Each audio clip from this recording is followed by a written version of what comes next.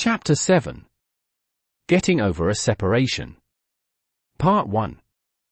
In pain, but with a starting point. Going through the tunnel of emotional darkness with the guidance of self-acceptance and the determination to rediscover one's light every step of the way.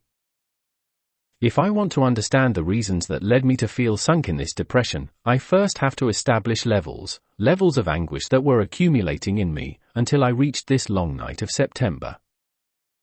I must accept reality, with maturity, with determination. Without a doubt the night she left is when everything ended up collapsing in me, because sales had been bad for months, the university was already generating doubts in me, in boxing I had lost some interest, but when she told me that cold afternoon that she decided to put an end to our relationship and left the apartment, without warning and totally disappearing from my life, everything in my environment plummeted, like a domino effect. Everything began to get worse, or maybe everything remained the same as it came, only that my strength was no longer the same. The accumulation of conflicts without resolution ended up overwhelming me.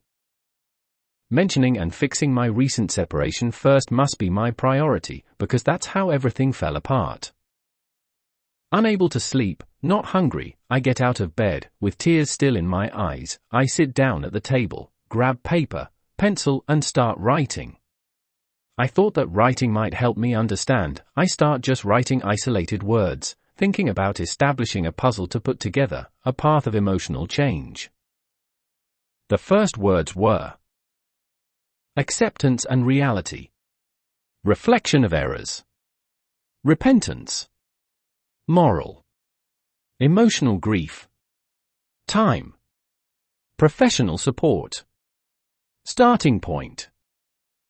On the other hand, I put more isolated words, but with a divisive title. The title read, The Way to Heal, and below it the words were as follows. Set boundaries. Focus on yourself. Strengthen your self-esteem. Stay busy. Life as stages. Avoid idealization. Fall in love with loneliness. As I wrote each word, each of them was carefully thought out with a deep meaning, while inside in my mind I repeated to myself, I must shape all of this. I can't go on like this. I can't go on like this. The night is turning into a long early morning. This must end and start at a new starting point. It's been 2 weeks since she told me her decision and left my life. Since then she doesn't answer my messages, nor my calls, no matter how much I want to deny it. Her decision was categorical and concrete. She wanted to end the relationship, and so it was. Since then, I haven't heard from her anymore, and that tortures me. I start my days waiting to cross her path. I watch her social networks, constantly waiting to see some activity, attentive to see if she publishes something new that gives me some indication of how she is. I arrive every day at the apartment after work thinking that she is going to be at the door, waiting for me to say to me, I'm sorry, and that doesn't happen, nor will it happen. I lie to myself. I look at the phone and suffer. It's silence. It doesn't ring, nor will it ring. Sometimes I wonder, how was it so easy for her? Could it be that I forgot about it overnight? Could it be that I never loved myself? Maybe she met another person, or maybe she did the emotional mourning being within the relationship. Maybe it is like that, since this last time was very strange, distant. Without imagining this final outcome, I did nothing about it. I didn't give extra attention. I didn't give importance to the situation.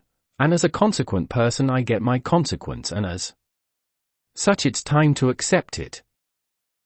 It's time to accept it, stop thinking about it, avoid looking for an explanation. Punishing myself with reproaches no longer makes sense. I just have to look back to learn from my mistakes, mature and face the harsh truth as such. It's gone, that's it. It's crucial to acknowledge that some things are beyond my control. Your decision was entirely yours. I cannot make choices for someone else, nor can you force feelings of love. A consequential person does not squander time or energy attempting to control elements that are not within their influence. Instead, what we can and should modify are our own actions and outputs. My energy must now be focused solely on myself. Today, I am committed to dedicating time to healing. A consequential person concentrates on their own decisions. Such individuals avoid the distraction of trying to control elements beyond their reach, like other people's decisions or emotions. Instead, they channel their energy towards their own growth, productivity, and well-being. They focus on areas where they can exert direct influence and actively construct their path towards achieving personal goals and objectives. Reality, when it is extracted from external factors, only remains as it is. It can become very raw, it can hurt until it burns you inside, it leaves you an emptiness between your stomach and chest impossible to fill, but it is reality. Only by purifying it can you accept it as it is. You can understand what is happening, you can put a starting point. My reflections quickly led me to reproach myself for my mistakes, and the feeling of regret was a constant exercise in my days, but today I decide to put them aside. What good is it to me now? She's already gone. I only have to look back to learn from my mistakes. I can no longer change the past, but I can learn for the future, and that is where I understood that the key word to get out of this is morality. At this moment I feel that I took a step forward, one that allowed me to free myself from the weight of guilt. As a consequential person, I acknowledge the repercussions of my mistakes or oversights. However, I also believe that I shouldn't excessively punish myself with guilt. Everyone makes mistakes. The lack of a chance for redemption, or even a simple warning to correct a fleeting error, makes me question the severity of ending a relationship over such issues. Reflecting on my morals, I realize that I did not falter in my respect for her as a person, as a woman, and as a partner. There was never any disrespect, nothing out of the ordinary, nothing unhealthy, and certainly no hint of infidelity. Today, I choose to liberate myself, to walk with my head held high, free from guilt. If this were not the case, as a consequential person, I would fully accept responsibility, embracing the consequences without shying away from the moral culpability. I conclude that the importance of clean morale is fundamental and will be my weapon in the fight against this separation and this emotional mourning. I allow myself to feel, to express my pain, the tears unload and describe my reflection. I finally manage to feel liberated. I fall asleep instantly when I stop thinking so much. The next day, I go to work, I go out with friends, I keep busy, I go about my routines. While I see people smiling, I see them living their lives without this emptiness in my chest, as if I am the only person who has a bad time emotionally. Do the people around me feel the pain of separation as I do? I wonder. It feels like I'm the only one in the world suffering for love. I chastise myself. Emotional grief became my constant companion, intensifying at night. Insomnia, a lack of interest in eating, and pervasive sadness became natural elements of my healing process. I embraced these feelings without repression, finding that expressing my pain acted as an emotional release. I recognized that grief is a normal response to a breakup and chose to trust time to heal me, understanding that rushing the process would be futile. In moments of distress, I considered seeking professional support, such as a psychologist or therapist.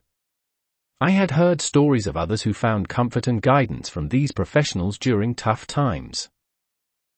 Despite recognizing the value of asking for help when the emotional burden became overwhelming, my desire to remain consequential in my actions led me to first give my own resilience a chance.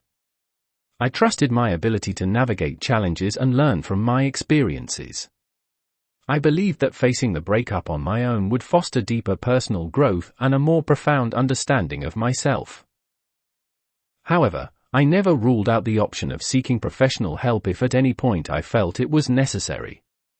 He understood that asking for support was not a sign of weakness, but a sign of wisdom and self-awareness. If it reached a point where my emotional and mental health was seriously compromised, I was willing to take that step and seek the guidance of a professional. The decision not to opt for professional help at that time did not mean that I minimized the importance of its role in the recovery of many people. I would even recommend it to anyone who is going through this same process as a method of support or emotional help, only that in my case I consider in my choice to reflect my commitment to my own growth process and my confidence in my ability to overcome challenges beyond that. As I went through my road to recovery, I kept a watchful eye on my emotional needs. and if at any point I felt that professional help was essential, I was willing to take that step with humility and gratitude. Time must make him my most faithful ally. Healing is not going to be an overnight process, but a journey that will require patience, perseverance, and a good plan. Therefore, I decided to continue the process with the second part of my isolated words, the same ones that were titled The Path to Healing. Chapter 8. Overcoming. A Separation Part 2. The Way to Heal. There is a world to discover as we accept and explore a new stage.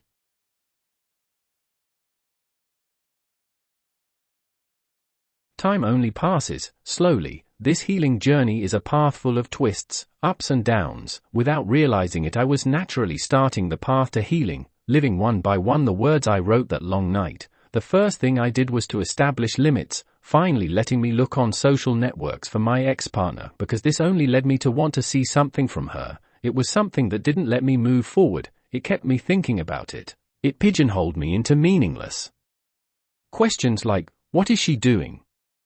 Why doesn't anything go up on social media? Could it be that he has something to hide? It's impossible to turn the page if we're looking to constantly look back. What's the point? Torturing oneself? One day I said enough after asking myself, why am I looking for her? What do I want to see? Concluding that I might one day see something I'm not prepared to see and that I imagine could send me to the canvas again. I don't want it to happen to me again. It was that day that definitively delineated the situation. Then one of the most profound changes I experienced on my healing journey was the decision to focus on myself. The breakup was a wake-up call, reminding me that my happiness and well-being were just as important as anyone else's. At first, embracing self-care seemed selfish to me, and I wrestled with feelings of guilt. However, I soon realized that self-care wasn't selfish, it was essential. I needed to fill my own cup before I could fill anyone else's. I decided to return to boxing, a sport that had once brought me great joy. I lack motivation. I told myself. I'm too down to focus on boxing. Was my second excuse.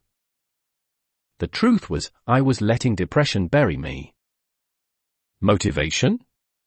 A consequential person doesn't place much stock in motivation because it is always temporary. Motivation resides within your comfort zone, telling you that today you have the energy and the reasons to train. But what about the other days? Do we just give up? This is where discipline trumps motivation. When you lack energy and the inviting couch whispers, "Come, lie down, it's cold, and it's better to stay curled up watching a movie," it is discipline that refuses to negotiate with your comfort zone. It compels you to train, to get up despite the cold, despite the allure of a movie.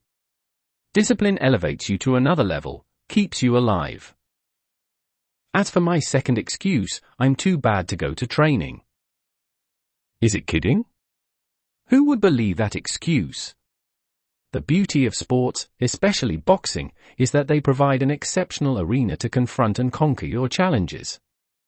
The gym is a sanctuary where, upon entering, problems transform into energy. Each punch channels tensions, discomforts, and frustrations, converting all that negative energy into a productive workout. The accumulation of these effective sessions enhances physical well-being and provides deep satisfaction. An important observation I made was how quickly my body, accustomed to regular physical activity, lost its conditioning after just 1 month without training. This decline was exacerbated by poor diet, underscoring that our bodies operate on a principle of consistency, governed by their own mathematics and metabolism. The body does not entertain excuses, it operates strictly on cause and effect. This realization further solidified my consequential mindset. I focused on the outcomes, ensuring that each workout was purposeful, without making excuses or seeking external motivation.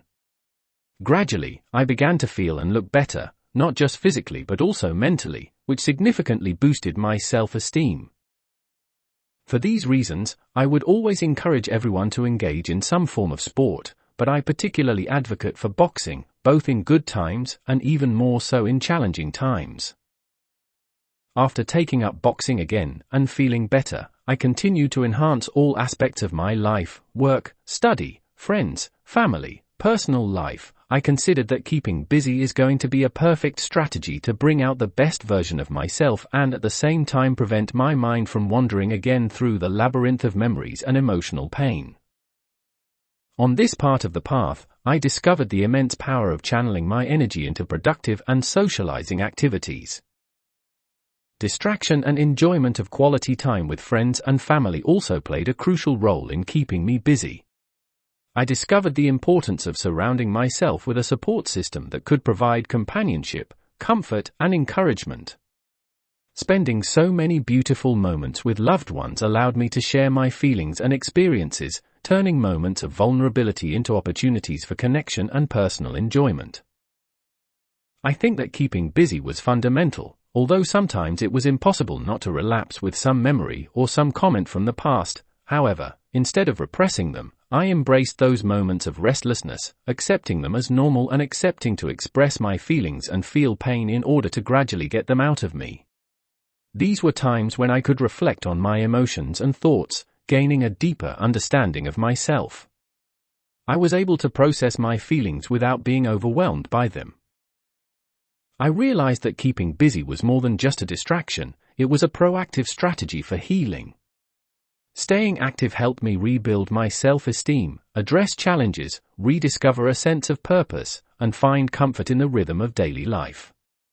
It reinforced the idea that life moves forward, and as a consequential person, I had the power to move forward along with it. One afternoon, my entire outlook on life shifted when I met up with Brian and Eric. We seized the moment, each of us single and uncommitted, to contemplate a much-needed vacation with friends. Vacations with friends, this is something I must experience, I thought. Let's do it, said Brian. But where should we go? How about Mendoza, Argentina, suggested Eric. It's 900 kilometers away by car, and we could even hop over to Chile, just 100 kilometers further. If we're considering visiting another country, why not head north to Uruguay instead? I proposed. It's about 1,300 kilometers away, only 300 kilometers farther than Mendoza and Chile, but it offers incredible beaches and seems like a better option. I love the idea of beaches in Uruguay.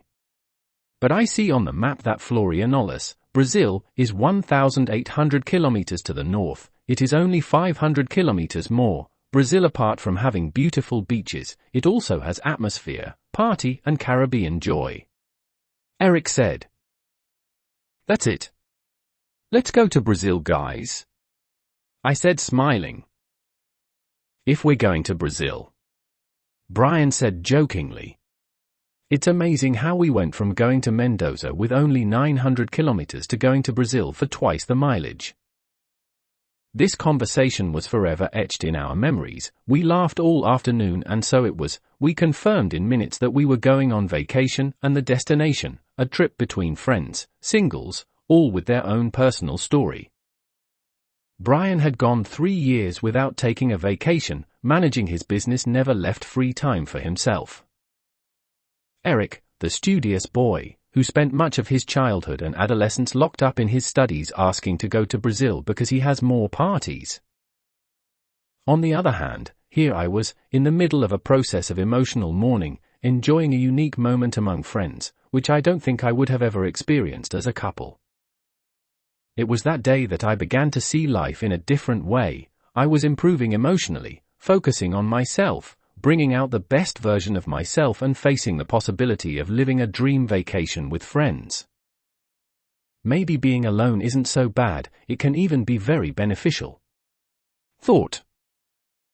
I think that this moment in my life is to take advantage of it. What was a path to heal can also become an unforgettable stage of life. I began to see life as stages. I had my stage of being in a couple, and today I have a stage of enjoying my solitude, each one with their own. Each one is enjoyed in a different way, and I think living each one without restrictions is ideal.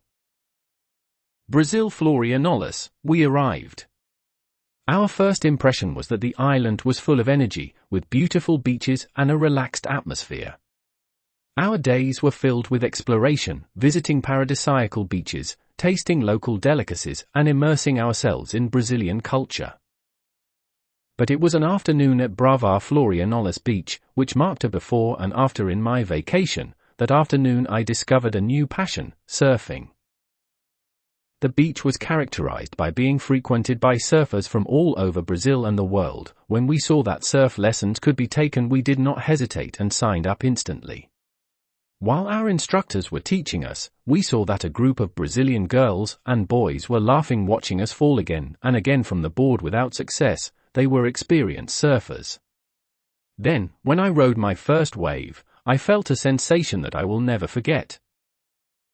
When we got out of the water, the group of surfers called us to meet us. They were very nice guys. They welcomed us in their circle with a predisposition and kindness that surprised us.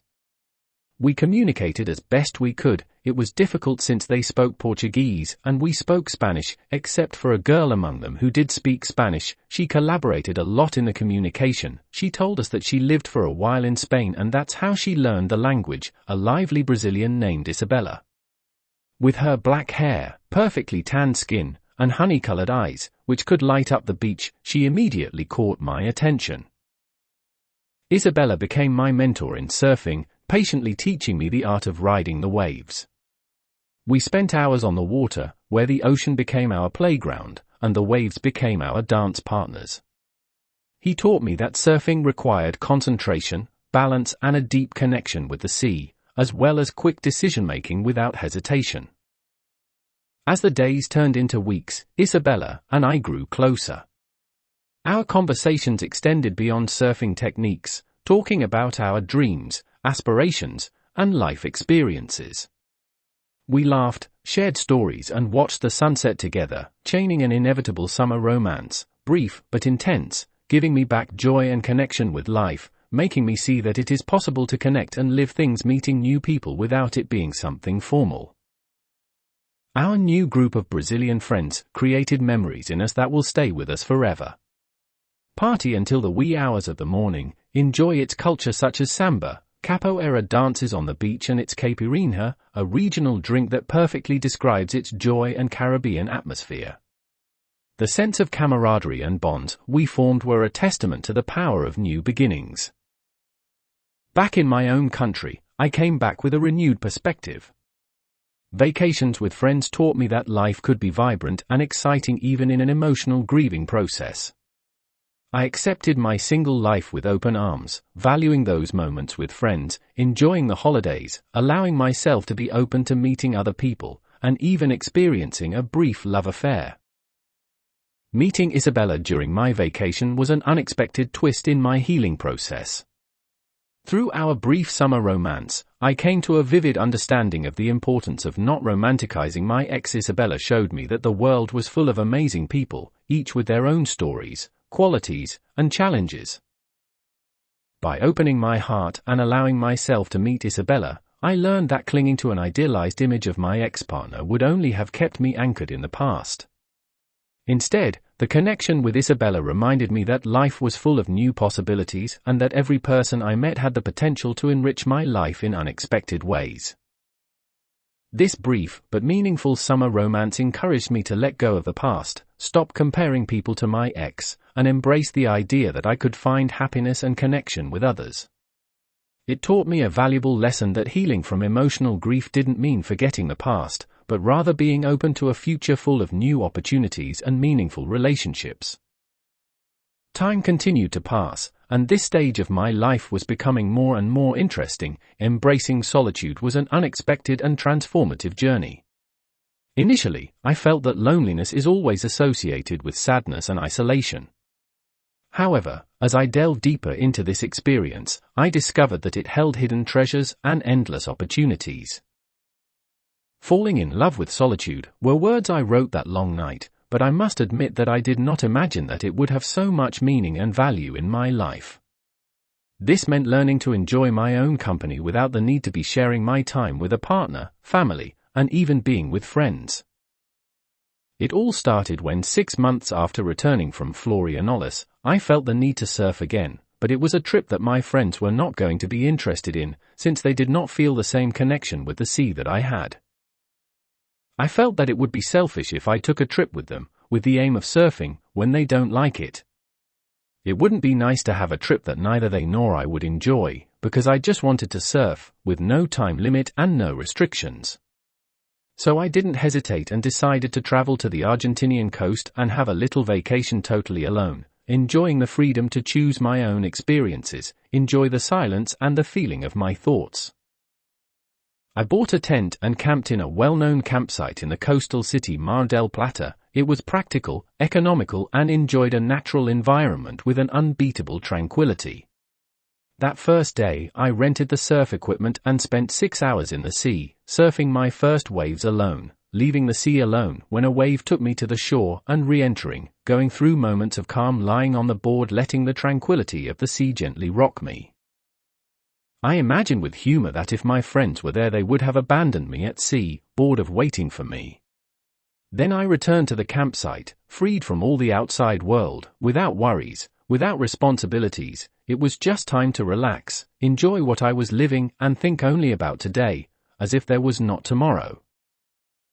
I learned to savor the present moment like never before, discovering that solitude allowed me to fully immerse myself in the here and now, enjoying simple pleasures, such as watching the sunset in front of the sea, reading a book in total silence, without interruptions or social networks, going for a run in the mornings by the sea, contemplating the length of the Mar de la Plata coast. In these moments I found a deep sense of peace and contentment.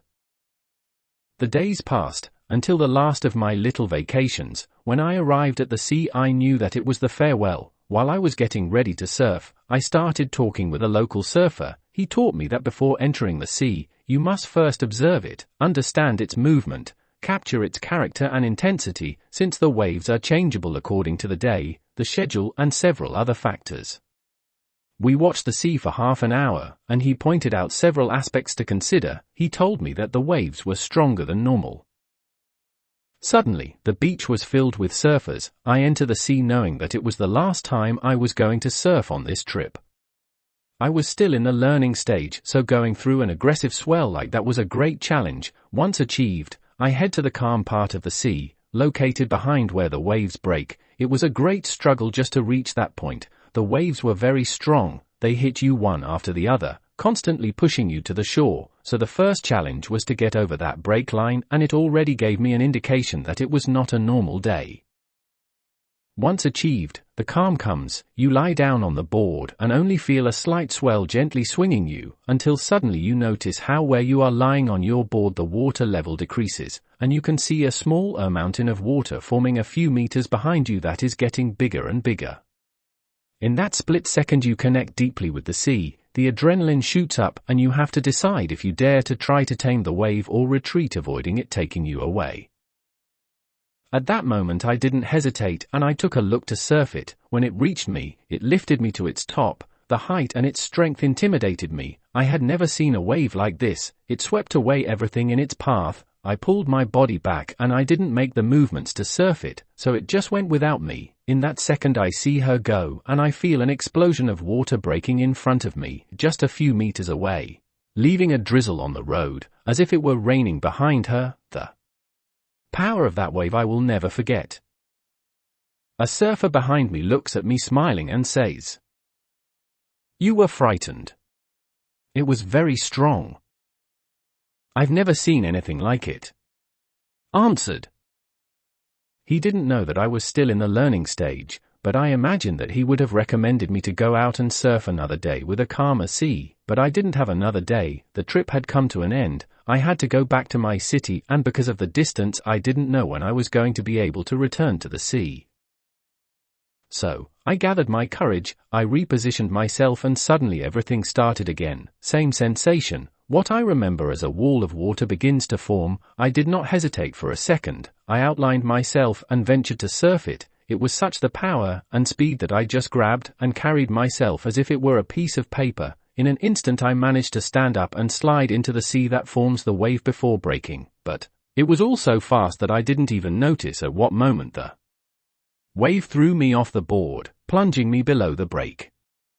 Under the sea I spun around as if it were a rag in a washing machine. The power is so great that suddenly you don't know if you are looking at the bottom of the sea or at the surface.